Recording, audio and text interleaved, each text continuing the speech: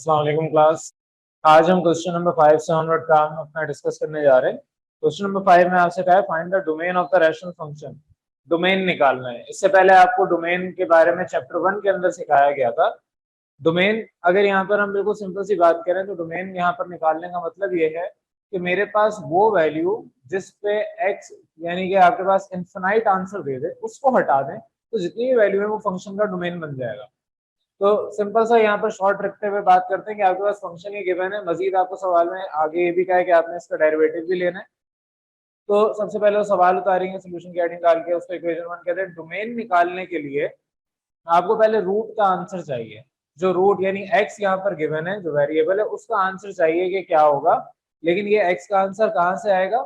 जो डिनोमिनेटर है वहां से। क्यों? क्योंकि मुझे यहाँ पर इस पूरे फंक्शन को इनफिनाइट करना है। अब इस पूरे फंक्शन में मैं ऐसे कौन सी वैल्यू x की पुट करूं कि मेरे पास यहाँ पर वैल्यू जो फंक्शन की है वो इनफिनाइट आ जाए। तो अगर मैं डिनोमिनेटर को 0 कर दूं किसी तरीके से तो मेरा फंक्शन इनफिनाइट वैल्यू देगा। ये कहलाती है रेंज। तो रेंज आपके पास इनफिनाइट होनी चाहिए। अगर आपके पास फंक्शन इन्फिनिटी तक पहुंच जाए, इनफिनाइट वैल्यू आ जाए, तो फिर आप कहेंगे कि उस पर्टिकुलर पॉइंट पे जिस पे आपका फंक्शन इनफिनाइट हो गया वो आपका रूट है, उसको आप माइनस कर दें अपने रियल नंबर से, क्योंकि आपके पास x की कोई भी वैल्यू हो सकती है सिवाय उसके। तो यहाँ से बहरहाल आपने कहा डोमेन निकालने के लिए आप लेट करेंगे डिनोमिनेटर को इक्वल टू 0। तो आगे बाद x का आंसर इस केस में -1 के बराबर आ गया।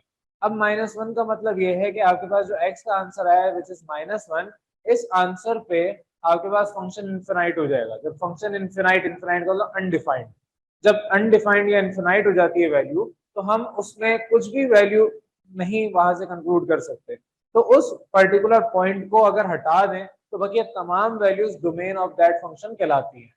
तो अब यहाँ पर आपके पास x इज इक्वल टू -1 आ गया। इस -1 पे फंक्शन ज़ाहिर अनडिफाइंड हो गया, तो अब फंक्शन की तो कोई वैल्यू ही नहीं बची, फंक्शन की तो कोई इंपॉर्टेंस ही नहीं रही। तो उस वैल्यू को छोड़ के x की कोई भी वैल्यू रखेंगे, फंक्शन का कोई ना कोई आंसर आएगा। तो जो कोई ना कोई आंसर आ रहा है दैट इज योर डोमेन। अगर डोमेन को हम सिंपल से रखें कि आपने फॉर एग्जाम्पल एक बॉम्ब लिया, उसको किसी जगह प्लांट कर दिया, उसने डैमेज करना है लैंड को, उस पर्टिकुलर हिस्से को, जमीन के टुकड़े को उसने डैमेज करना है। तो जहां पर आपने वो बॉम्ब रखा है वो जगह, वो पर्टिकुलर लोकेशन कहलाती है डोमेन, और उसके इर्द गिर्द जितना भी एरिया डैमेज होगा वो कहलाएगा रेंज। तो अगर मेरे पास यहाँ पर इस पर्टिकुलर पॉइंट पे अगर मैं रखता हूँ अपने बॉम्ब को और उससे इनफिनाइट वैल्यू यानी कि अनडिफाइंड वैल्यू, मुझे नहीं पता कितना डैमेज होगा, लेकिन बाकी जगह पर रख के मुझे पता चल रहा है कहाँ कहाँ डैमेज होगा, उसी तरीके से फंक्शन है। आपके पास रियल वैल्यू है, जाहिर है आपके जो भी फंक्शन है x की वैल्यू उसके अंदर आप रियल नंबर ही पुट करेंगे, प्लस या माइनस में 1 2 3 4 या 0 कोई भी वैल्यू आप पुट कर रहे हैं। तो रियल नंबर में से माइनस कर दें अपने -1 को। ये फर्स्ट डे के अंदर भी 9 मैट्री में भी सेट आपने पढ़ा था, ये रियल नंबर का सेट है, इसमें माइनस कर दें -1 वाले एलिमेंट को। तो रियल नंबर के सेट में से -1 अगर निकाल दें तो बकिया जितने नंबर हैं वो सारे के सारे आपके डोमेन ऑफ दिस फंक्शन कहलाएंगे। अब इसी तरीके से आपके पास जितने भी और क्वेश्चन है उसके अंदर भी यहाँ तक काम सेम ही होगा। सेकंड पार्ट थोड़ा सा डिफरेंट है तो वो भी इसके आगे डिस्कस करते हैं। तो आपसे सवाल में आया तो डोमेन ऑफ द फंक्शन निकाले, डोमेन ऑफ द फंक्शन ये इसका आंसर है आर, यानी कि elements set of real numbers minus आपके ऐसा सेट जिसमें से -1। अब आगे आ जाए सेकंड पार्ट की तरफ। आपसे क्या डिफरेंशिएट करना है अपने फंक्शन को, तो डिफरेंशिएट इक्वेशन 1 को विद रिस्पेक्ट टू x करें ऑन बोथ साइड्स। तो आगे पास डिफरेंशियल का साइन दोनों तरफ आएगा। यहाँ पर आपके पास यूनिट 2 जो हमने अभी सीखा है डिवीजन फंक्शन वो अप्लाई हो रहा है, यानी कि u अपॉन v। तो हवाला दिया आपने u अपॉन v का, आप इसके आगे भी अगर जगह है तो लिख सकते हैं। तो आपके पास ये फॉर्मूला अब याद हो जाना चाहिए कि आपके u अपॉन v का डेरिवेटिव क्या होता है। तो इसको v और इसको u सपोज किया, तो v du अपॉन dx, तो आपके पास v du upon dx minus u, इसको u अगर कह रहे हैं u dv अपॉन dx, तो dv upon dx whole divide by v square. आगे आपके पास सिंपल है, x -1 इसका डिफरेंशियल जब लेंगे तो x की जगह 1 और 1 की जगह 0, इधर भी 1 प्लस 0। अब 0 मेंशन नहीं करते तो आपके पास x plus 1 into 1 minus x minus 1 into 1। अब इसको मल्टीप्लाई कर लें, x plus 1 minus x minus minus plus 1, तो x से x ये वाला कैंसिल, एंड में आपके पास 2 upon x plus 1 whole square, ये आंसर आ जाएगा derivative of the given function.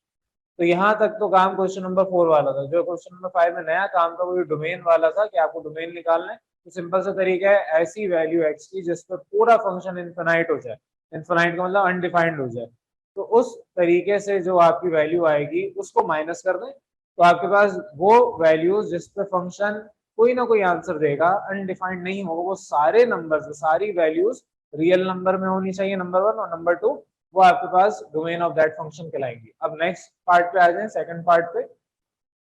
Function given है, उसी तरीके से आपने इसको इक्वेशन 1 कहा। डोमेन निकालने के लिए आपने डिनोमिनेटर को 0 के बराबर सपोज किया, यहाँ से आपने रीअरेंज किया, x square is equal to -3/2 value आ गई। अब एक्स स्क्वायर है, एक्स की वैल्यू चाहिए, तो प्लस माइनस अंडर रूट -3/2। जब भी रूट के अंदर माइनस साइन आता है तो आप आयोटा बाहर लिख देते हैं, तो plus minus iota under root 3/2। अब यहाँ पर एक प्रॉब्लम आ गई कि हमारे पास जो भी वैल्यू होगी वो रियल नंबर में होगी, जो हमारे पास डोमेन होगा वो हमेशा रियल नंबर में होगा। तो क्योंकि यहाँ पर एक कॉम्प्लेक्स नंबर आ गया, इमेजिनरी पार्ट आ गया, तो हम यहाँ पे कहेंगे since there are no real roots of the function, imaginary roots है, इमेजिनरी पार्ट है, रियल पार्ट नहीं है। तो x अगर मेरे पास आंसर इमेजिनरी पार्ट का दे रहा है, रियल पार्ट का नहीं दे रहा, तो मेरे पास डोमेन जो फंक्शन की होगी वो जाहिर है सारे के सारे रियल नंबर होंगे। अब x की जगह मैं कोई भी वैल्यू पुट कर दूं, x की जगह मैं कोई भी वैल्यू पुट कर दूं, आंसर प्रॉपर आएगा। लेकिन जब मैं x की जगह ये वैल्यू पुट करूंगा तो आंसर मेरा अनडिफाइंड आ जाएगा, तो जाहिर है मुझे अनडिफाइंड वैल्यू तो चाहिए नहीं। और रियल नंबर का जो सेट होता है, ये सेट ऑफ रियल नंबर, इसके अंदर कोई कॉम्प्लेक्स नंबर तो होता नहीं है। अब ये चीज समझने के लिए आपका सेट वाला टॉपिक बहुत स्ट्रॉन्ग होना चाहिए, क्योंकि रियल नंबर के सेट में कोई कॉम्प्लेक्स नंबर, कोई इमेजिनरी पार्ट नहीं होता। तो इस वजह से आप अगर माइनस भी करेंगे इसमें से आयोटा वाले नंबर को, तो एंड में आंसर रियल नंबर ही रहना है। अगर मेरे पास 1 2 3 4 5 6 प्लस या माइनस के नंबर्स मौजूद हैं एक सेट में, और मैं उसमें कोई आयोटा का नंबर माइनस करवाना चाहूँ, तो माइनस सिंपल डिवीजन आपने बचपन में पढ़ा था, तो माइनस करवाने के बाद आपके पास जो फंक्शन है वो अनचेंज रहेगा, यानी कि आपके पास जो सेट है वो अनचेंज रहेगा। तो आपके पास सेट ऑफ रियल नंबर ही इसका डोमेन होगा, डोमेन ऑफ दैट फंक्शन। तो अब आ जाए आगे के पार्ट में। नेक्स्ट पार्ट में क्या डिफरेंशिएट करें with respect to x, equation 1 को। जाहिर है आगे का काम सिंपल सा है, du अपॉन dx तो D by D x of u upon v। तो d u अपॉन v आपने निकालना है, u इसको कह लें, v इसको कहते हैं, साइड में हवाला दे दें, तो आपके पास v du upon dx minus u dv upon dx whole divide by v square. तो आगे सिंप्लीफाई करें, 3x माइनस 2 का डिफरेंशियल लेंगे, 3 माइनस 0, इसका 2x स्क्वायर का जब डिफरेंशियल लेंगे तो 4x प्लस 3 की जगह 0 आ जाएगा। एंड में आप इसको सिंप्लीफाई कर लें, 3 2 6 x square plus 9, 4 into 3 12, x into x square, 12x square minus के साथ, और माइनस माइनस प्लस, तो आपके पास 4 2 8 x whole divide by 2x square plus 3 का होल स्क्वायर। आगे अगले स्टेप में आपके पास सिंप्लीफिकेशन है, सिंपल सी, आपके पास 6x square minus 12x square है, ये माइनस 6x स्क्वायर होगा, प्लस 8x अपनी जगह, प्लस 9 अपनी जगह, whole divide by 2x square plus 3 का होल स्क्वायर अपनी जगह। ये आपके पास सिंपल सा सेकंड पार्ट था। अब नेक्स्ट दो पार्ट्स आपके पास क्वेश्चन के और हैं, थर्ड और फोर्थ, ये आपके होमवर्क क्वेश्चन है, इसी तरीके से होंगे, सिंप्लीफिकेशन आराम से आप कर लेंगे, तो वो आपके होमवर्क क्वेश्चन।